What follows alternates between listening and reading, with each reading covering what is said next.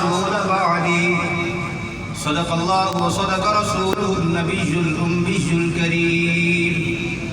تمام حضرات محبت کے ساتھ عقیدت کے ساتھ درود پاک پڑھیں۔ اللهم صل على سيدنا ومولانا محمد وعلى آل سيدنا ومولانا محمد وبارك وسلم وصل عليه۔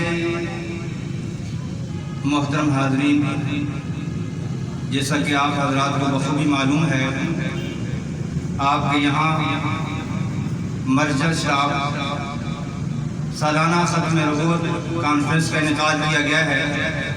یہ پہلی سالانہ ختم نبوت کانفرنس ہے جس کے لیے ہمارے مہمان تشریف لانے والے ہیں، اور اسلام آباد کے مبلغ حضرت مولانا طیب صاحب دامت برکاتہ عالیہ تشریف لا چکے ہیں، اور کچھ ہی لمحات کے بعد سابقہ قادیانی جو پہلے قادیانی کے ماننے والے تھے، اللہ نے انہیں اسلام کی دولت سے نوازا، اسلام لائے، اور پہلے جو لوگ قادیانی بنائے تھے اب اللہ کے فضل سے ان کے ہاتھوں پر کئی لوگ اسلام لا چکے ہیں۔ انشاءاللہ العزیز مغرب کے بعد وہ بھی تشریف لائیں گے۔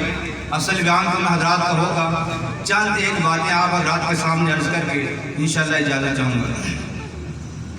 سب سے پہلے ہمارا یہ عقیدہ ہے کہ امام الانبیاء محبوب کبریا محمد مصطفیٰ صلی اللہ تعالی علیہ وسلم اللہ جل شانہ کے آخری پیغمبر اور آخری رسول ہیں۔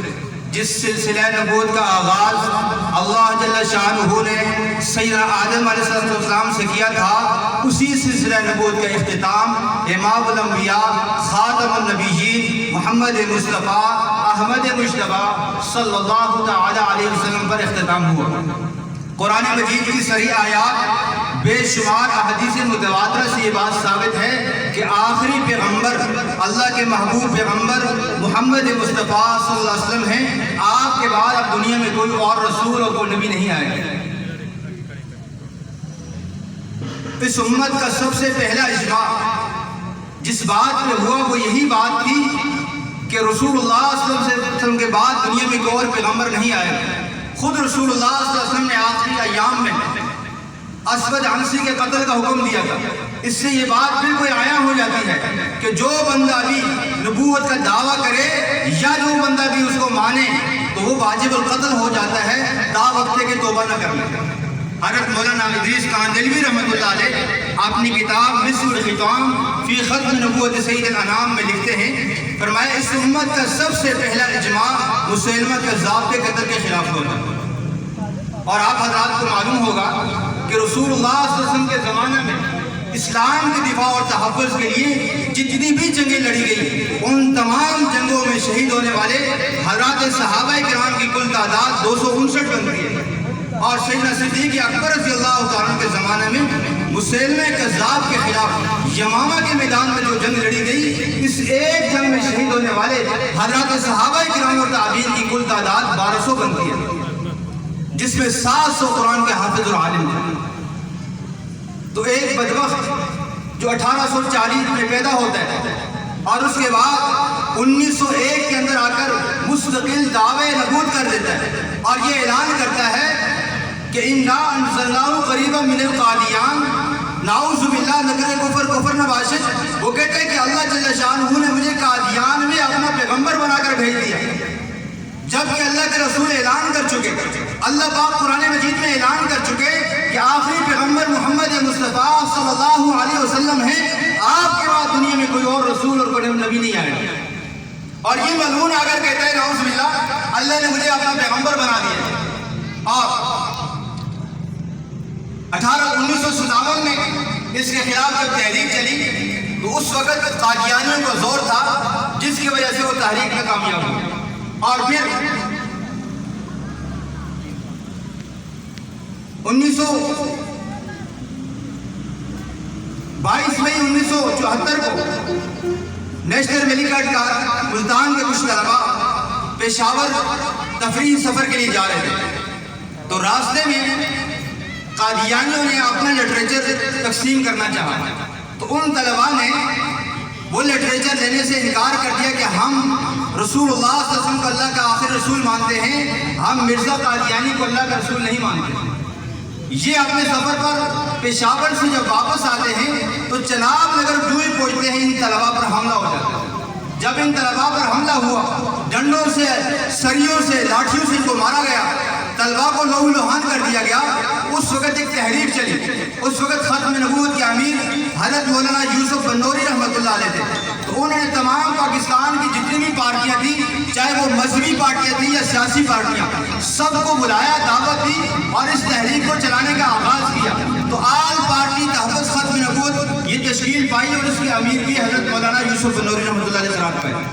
اور اس کے بعد عبدالحفیظ پیرزادہ نے اور شاہ احمد دورانی نے قومی اسمبلی کے اندر قرارداد پیش کی۔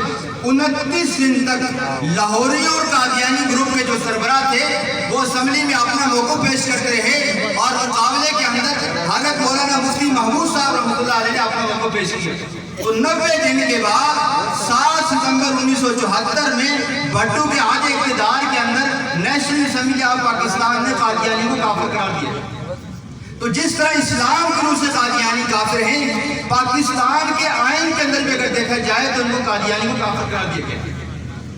تو یہ ایک ایسا فتنہ ہے جو اپنے آپ کو مسلمان کہتے ہیں۔ اور آپ اگر نیٹ کی دنیا پر جائیں تو گوگل پر لکھیں alislam.org، alislam.org۔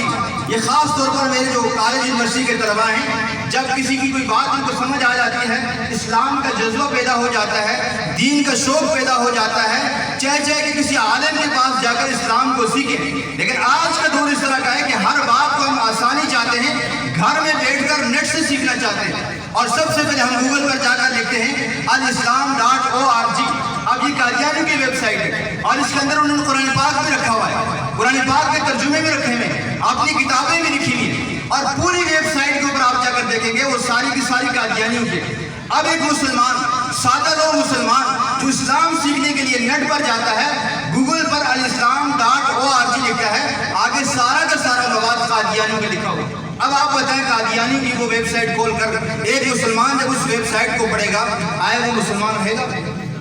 اور ختم نبوت کے حوالے سے علماء کرام فرماتے ہیں، جس بندے کے دل میں یہ خیال آ گیا کہ رسول اللہ صلی اللہ علیہ وسلم کے بعد کوئی اور پیغمبر آ سکتا ہے، یہ شخص دائرہ اسلام سے خارج ہو گیا۔ اتنا نازک مسئلہ ہے، آج ہم لوگ اس سے واقف نہیں۔ اور قادیانی اپنی جتنی بھی پروڈکٹ ہے یہاں پاکستان کے اندر سیل کر رہے ہیں، اور ہم جیسے مسلمانوں کو استعمال کر کے قادیانیوں کا ساتھ نبھا رہے ہیں۔ حالانکہ قادیانی وہ جتنا بھی ان کے پاس پیسہ جمع ہوتا ہے وہ اسلام کے خلاف استعمال کرتے ہیں۔ تو اس لیے میری آپ حضرات سے درخواست ہوگی کہ اس مسئلے کو سنجیدگی سے سمجھیں، یہ ایمان کا مسئلہ ہے۔ ہم آخرت میں کامیاب ہوں گے تب کہ جب ہم ایمان کے ساتھ دنیا سے جائیں گے۔ آج دنیا میں ہر طرح کفر پھیلا ہوا ہے، مختلف طرح کے فتنے ہیں جو ہمارے ایمان پر ڈاکہ ڈال رہے ہیں، اور ان میں سے ایک بہت بڑا فتنہ وہ فتنہ قادیانیت ہے، جو مسلمان کے لیول میں آتے ہیں، اپنے آپ کو مسلمان ظاہر کرتے ہیں، نماز ہماری طرح پڑھتے ہیں، ہمیں طرح وہ مسجدیں بناتے ہیں، سارے اعمال ہماری طرح کرتے ہیں، لیکن وہ رسول اللہ صلی اللہ علیہ وسلم کے بعد قادیانی کو نبی مانتے ہیں۔ تو اس لیے انشاءاللہ العزیز جو مہمان تشریف لائیں گے وہ اس موضوع پر تفصیل سے بات کریں گے۔ آپ حضرات سے یہ درخواست ہوگی آپ اس مسئلے کو سنجیدگی سے لیں اور سمجھیں، اور جو حضرات یہاں پر بیان کریں ان کے بیان کو سنجیدگی سے سنیں، توجہ سے سنیں، اور اس کے بعد اس پر سوچیں اور اس محنت کو آگے پھیلائیں، تاکہ ہم رسول اللہ صلی اللہ علیہ وسلم کے خاتم النبیون ہونے کے ماننے والے ہیں، ہم قادیانیوں کو پاکستان کے اندر جس آئین کے اندر کافر قرار دیا ہے، اسلام میں بھی کافر قرار دیا ہے، تو لہٰذا ہم قادیانی کے مسئلے کو سمجھیں اور اس سے اپنی آنے والی نسلوں کو بچائیں۔ اگر ہم نے اپنی آنے والی نسلوں کو اس فتنے سے آگاہ نہ کیا تو آئندہ آنے والی نسلوں میں شاید ہمارا کوئی مسلمان باقی رہے یا نہ رہے۔ تو اللہ تعالیٰ سے دعا ہے اللہ تعالیٰ ہمیں اس فتنے کی سنگینیت کو سمجھنے اور اس سے بچنے کی توفیق عطا فرمائے۔ وآخر دعوانا الحمدللہ رب العالمین۔